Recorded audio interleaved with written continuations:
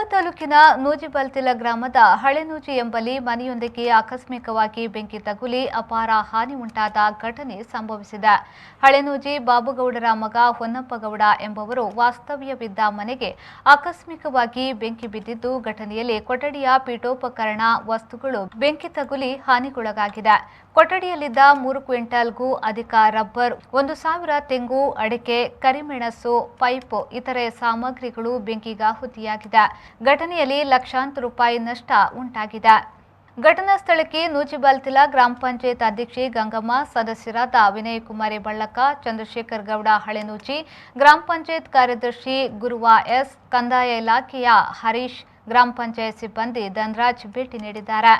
ಕಂದಾಯ ಇಲಾಖಾಧಿಕಾರಿಗಳು ಹಾನಿಯ ಬಗ್ಗೆ ಪರಿಶೀಲನೆಯನ್ನ ನಡೆಸಿದ್ರು. ಘಟನೆಯ ಬಗ್ಗೆ ಕಂದಾಯ ಮತ್ತು ನೂಜಿಬಲ್ತಿಲ ಗ್ರಾಮ ಪಂಚಾಯತಿಗೆ ಮನವಿಯನ್ನ ಸಲ್ಲಿಸಿದ್ದಾರೆ.